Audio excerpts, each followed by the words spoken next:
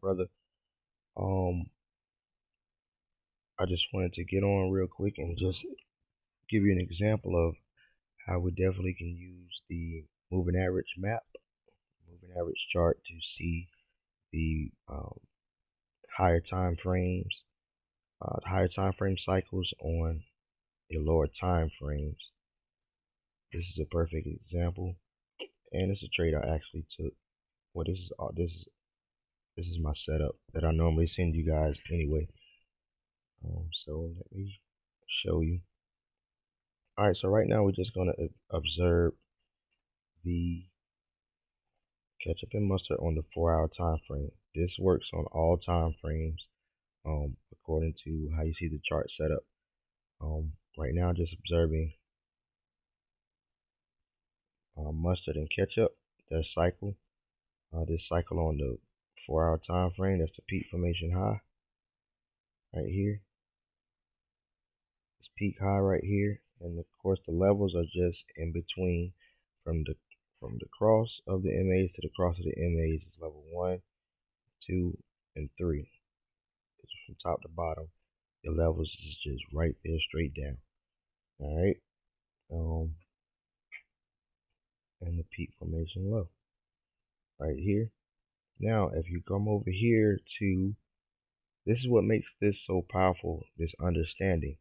Come over here to a time frame lower, 1-hour time frame, you can view this weekly cycle,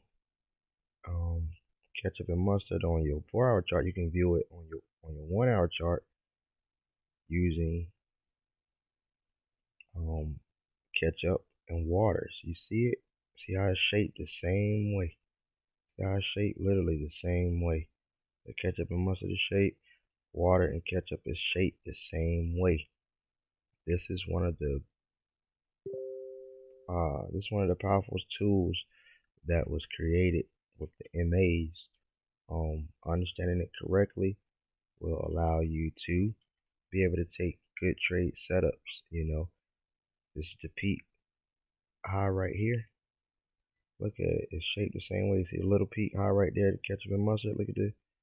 On a smaller time frame, this cycle is going to appear larger. Okay, because it's a larger cycle, and you're viewing it on a smaller time frame.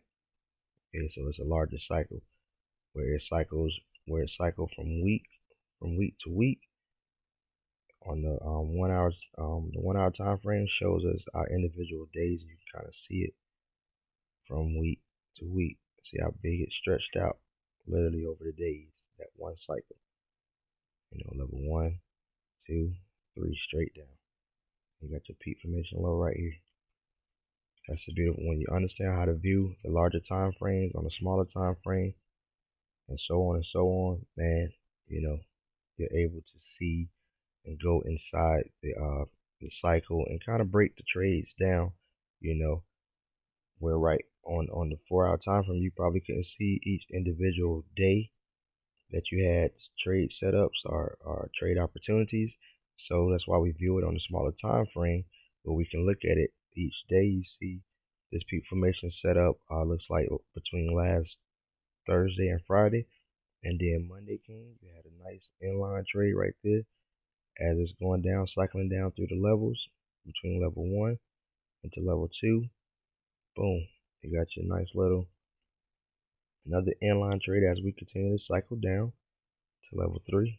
You know, one last push to the low, and you got your reversal. Take that buy right there on up, or if you got in late like I did, I got in late right here. Took that little buy position on this particular time frame. On this particular cycle this week, and man, that's a wrap. You know, then we just gear up to do it again when it's set up like this again somewhere in the forex world, just like that, man. So you know, it's a practice. You gotta train your eyes, train your mind, your eyes to see it.